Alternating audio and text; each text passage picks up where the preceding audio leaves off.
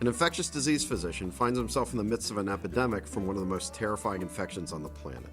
Welcome to ReachMD Book Club. I'm your host, Dr. John Russell, and I'm joined by Dr. Stephen Hatch, author of Inferno, A Doctor's Ebola Story. So, Dr. Hatch, welcome to the program. Thank you for having me. So what is your background as a physician?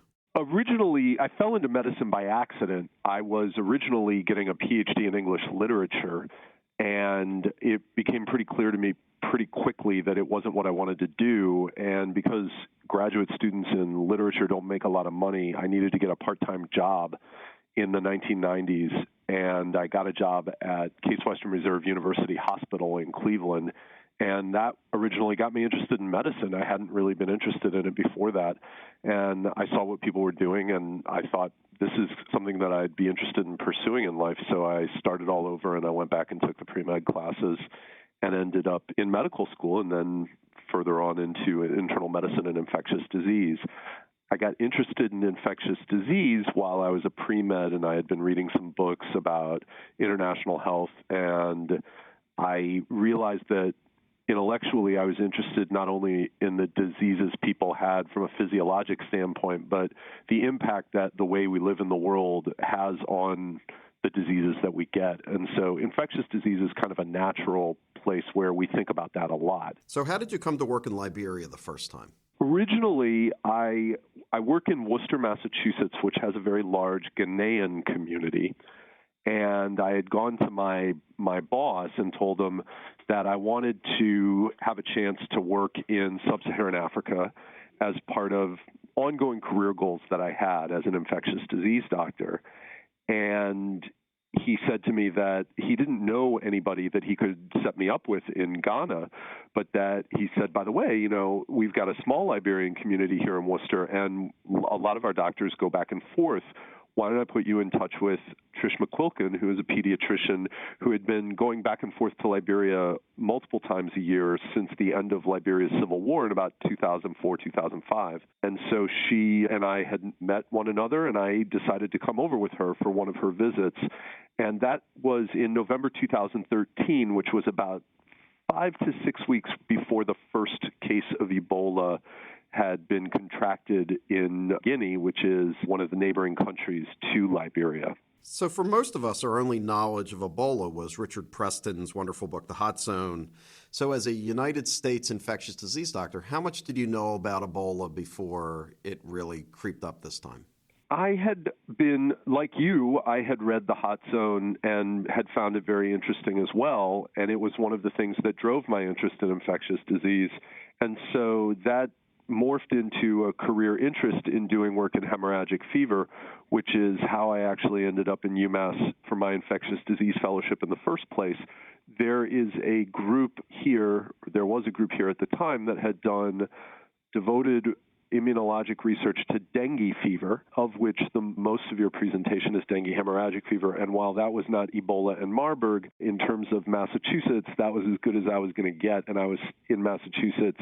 My wife was on her career track, and we were raising kids, and so I wasn't going to get the chance to go to places where they were doing Ebola or Marburg. So I ended up coming out to UMass doing dengue research. So I knew a little bit. I would like to think I knew a moderate amount about all hemorrhagic fever viruses. So when this outbreak struck, although I had not worked in a laboratory with Ebola and I didn't have any clinical experience with Ebola patients, I knew a little bit of the principles that governed some of the immunologic aspects of hemorrhagic fevers and the differences between these viruses.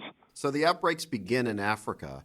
How do you decide to go back? You feel obligated to go back. For those people who have worked in resource-limited settings, who have seen what kind of an impact resource limitations can have on a person's prognosis for routine illnesses that usually are not that big a deal in the United States. When you see that, and people treat you very, very well when you go abroad in general, I think in situations like that, my own personal sense was that I was obligated to help these people. I was also part of a relationship that the University of Massachusetts has had now for many years with Liberia, in which, we're committed to them, and I felt that part of that commitment means that when they need help, you come, and this was a dramatic example of it.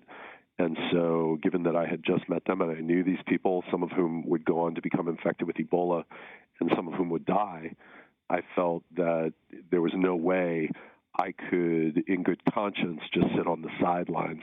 So much like a fireman, you're running into the burning building while everyone else is running out. Yeah, interestingly enough, when I was headed over, I wrote an op-ed that got published in the online version of the New York Times that used that very analogy. As I said, the way I was thinking about it is, cops get up every day and they put themselves on the line in potentially lethal situations, and firemen and firefighters in general do the same thing. People in the armed forces, people in various professions where you have to put the safety of your body on the line as part of doing something.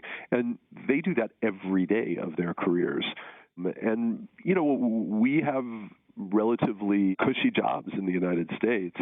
And I did not think it was I feel like I've always gotten the better end of that bargain. And it was just, this is part of the equation of morally doing what is expected and asked of you. I 100% get it, but I can't imagine everyone in your life was so embracing of what your decision was. I actually, in my personal life, they were, and that's because they know me and they know sort of my moral balance sheet. And so it was just never a question. Professionally, some of my colleagues thought I was out of my mind. And, it took some gentle encouragement to get them to see, what was really motivating and driving me there. So could you explain for our listeners, what does an Ebola infection look like clinically? Could you take us through that? Yeah, absolutely. I think one of the things to start, since you mentioned Richard Preston earlier, for those people who have not read The Hot Zone, first of all, it's a great work of sort of spine tingling. It almost sounds like it's fictional. It's so good. It's almost like a thriller. Yeah, and to a certain extent, I would argue that there is a quality of it that is in fact fiction. Although it is a nonfiction book, it is written in a certain way that there are some misunderstandings that I think were created by the book, and that's not to be deeply critical because I think it had a major impact on my life. But one of the things that's emphasized in The Hot Zone is that it is a disease of bleeding. And I think that even before and during the outbreak, the West African outbreak, that is, of 2014, I think people, even physicians, thought they saw the hemorrhage in hemorrhagic fever and assumed that it was a disease in which patients bled, GI bleeding and other more dramatic forms of bleeding. And in The Hot Zone, there are some scenes in which people are bleeding from their eyes. That was not the general course for most patients.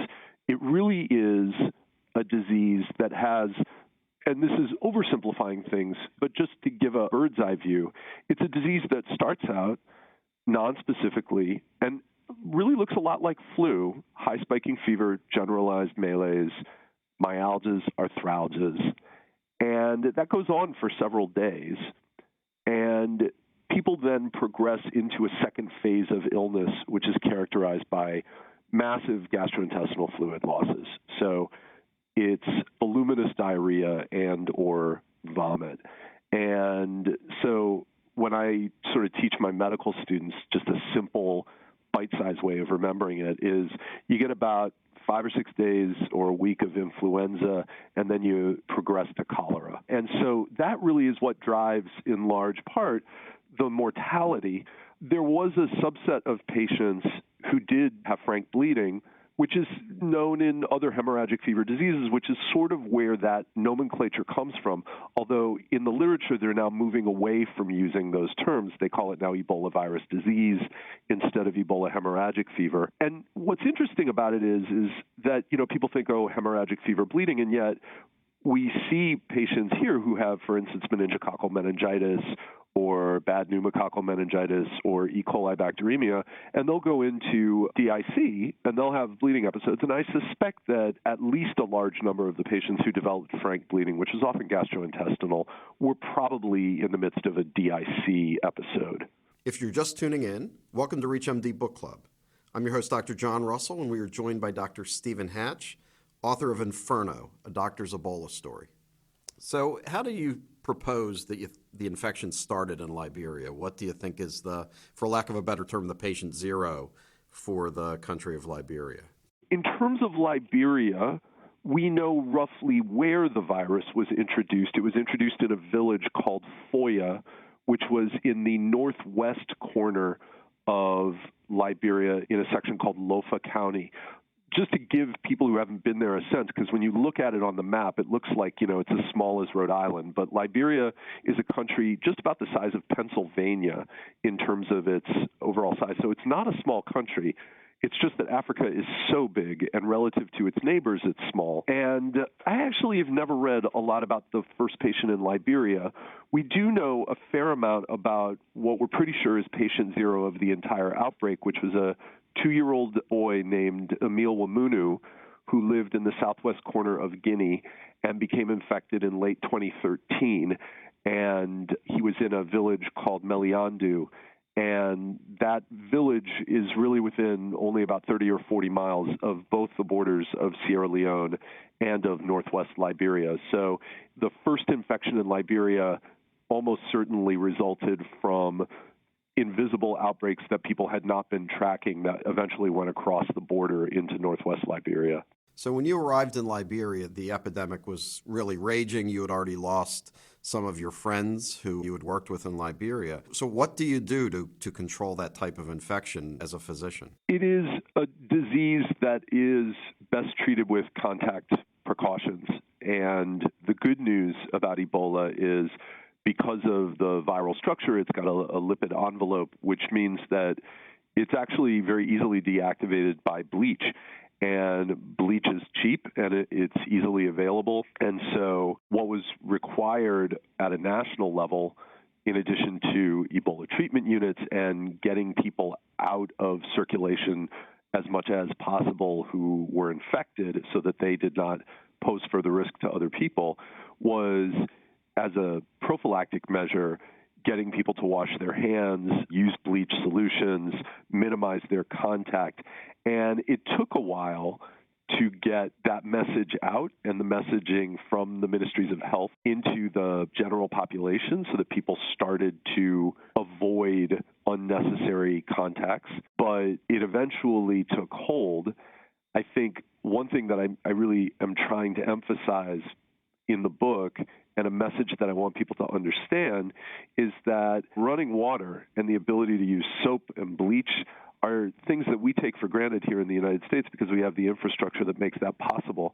It's actually hard to envision a way in which you could have had a similar size to the outbreak in the United States, even if we had done nothing to modulate our behavior, precisely because people have running water for which you can wash your hands very easily. And that's more of a luxury in Liberia. So you're working in a Ebola hospital, and you indeed were working in one of those spacesuits, so to speak? Yeah, the so-called spacesuit is a contact isolation suit, and people use different forms, but the ones that we were using at the time in October of 2014, which was at the very tail end of the heaviest period of the outbreak, was made by DuPont Corporation, and it was called either Tychem or Tyvek. We used those two different suits. And basically what it did is it provided a seal along with masks, ski goggles that we used to keep the seal over the eyes, and then finally just routine latex gloves. So I couldn't imagine that would be very hot, working in Africa in those suits. It did wonders for my waistline. I lost 25 pounds in 5 weeks, so I was very pleased. You know, one of the things I thought was really kind of beautiful in your book was the patients who were still in isolation but had really recovered and how they took to caring for other people who came in, because I guess there's only so much you can do in these big protective suits for just the day in and day out care for people. Yeah, we generally rounded on patients for, on average, about 2 hours. The nurses, who are among some of the most amazing professionals I've worked with, they would often round for up to 3 hours. And your body's pretty taxed in 100-degree weather with about 90% humidity, where you're sealed off from the world, in a suit that also, you know, like when we would walk from one building to the other, it would soak up the sunlight. So it meant that we couldn't be on the floors, so to speak, in the wards all day long, doing the kind of things that we would normally be doing back in the States.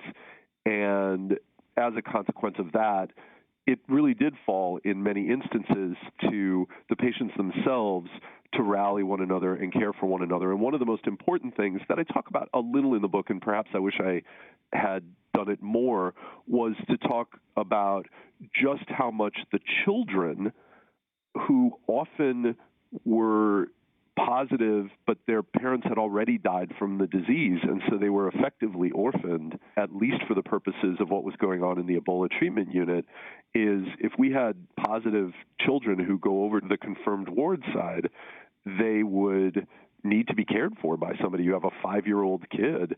He can't look out for himself. And what happened throughout the time I was there and after is the people who happened to be around took over the duties, and you had perfect strangers really taking over parental responsibilities for these children.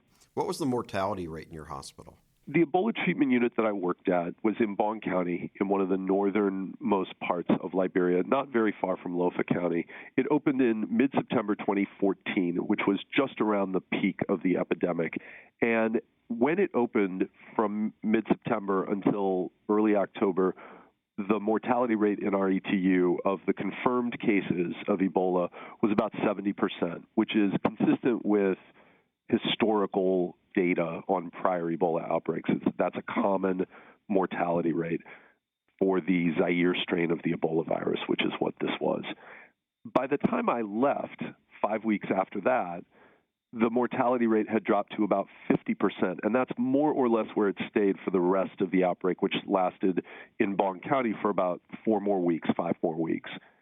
So we were kind of surprised by the numbers. We also know from tracking the numbers across Liberia that it was not isolated to our unit. It was actually happening everywhere. And nobody really knows to this day why that is.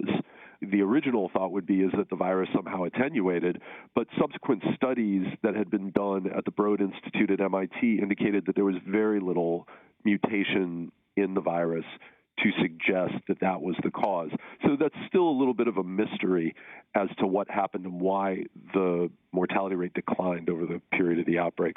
So I'd like to ask you a two-part question about coming back to the United States. One is you saw probably more death in the period of time that you were in Liberia than you ever had as a physician in the United States. So dealing with that on one part.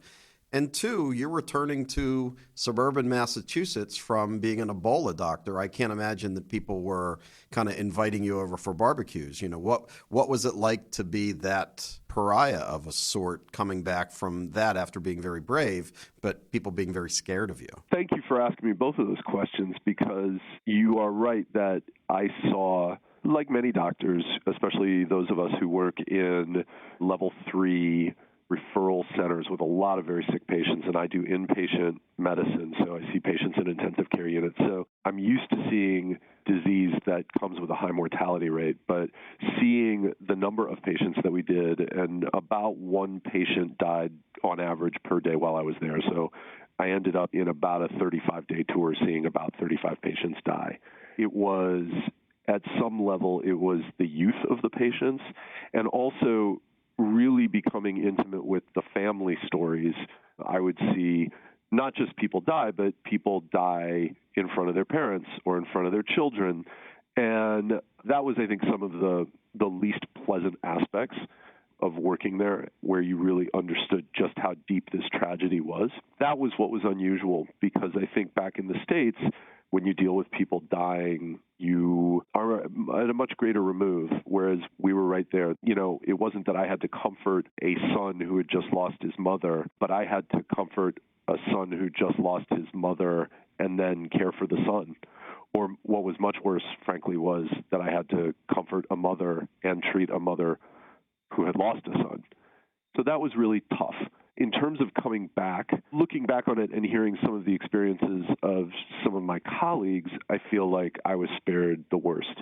The policies of the Commonwealth of Massachusetts were relatively benign, and people were curious about me, and some were fearful. But I was lucky in that No one had ever threatened me, which was something that I was worried about. And nobody had vandalized my house, which is something that, could have happened. So I think to a large extent, in retrospect, it wasn't that bad an experience. The hard part was I came back to the United States a couple weeks after Craig Spencer had fallen ill, and he was the physician in New York City who had returned from Sierra Leone and gotten sick and really caused a mass panic in New York, even though he played everything by the book. And so I returned to the United States 2 weeks after he did, and it was my anxieties over what might await me and the lack of clarity that I got from some of the state authorities in terms of what was going to be expected of me. That raised the tension a great deal. And that was, I think, the hardest part of going through that experience, which I devote almost an entire chapter to in the book, is trying to anticipate what might happen if I did, in fact, develop Ebola the way Craig Spencer had, and then having to make decisions in the moment, not knowing whether that was going to happen or not. That was, I think, the most tense part of that whole episode. I ended up being lucky in the end that there were no major incidents and that I didn't suffer the kinds of treatments that some of the volunteers who were really fully isolated and quarantined by their state governments, which I personally feel benefited no one and caused psychological damage to those people who went through that, because once you've come back from those experiences, the last thing you want to do is become a social pariah. So Ebola has more or less disappeared. The epidemic has more or less disappeared in Africa, but it's not gone, correct? That's correct. Nobody knows with complete certainty what the natural reservoir is, but there's pretty strong evidence to suggest that at the very least, bats are intermediate hosts, if not the natural reservoir of the virus. And there are a lot of bats in Africa. There's multiple species, and there's literally millions of bats that live from West Africa all the way to Central Africa, which is where Ebola is normally seen. The West African outbreak was relatively unusual. Well, Stephen, thank you so much for being on the show. The book is Inferno, a wonderful read about something that has really kind of grasped our attention over the last few years. Thank you. Thank you so much for having me. For more programs in this series, please visit reachmd.com/book club.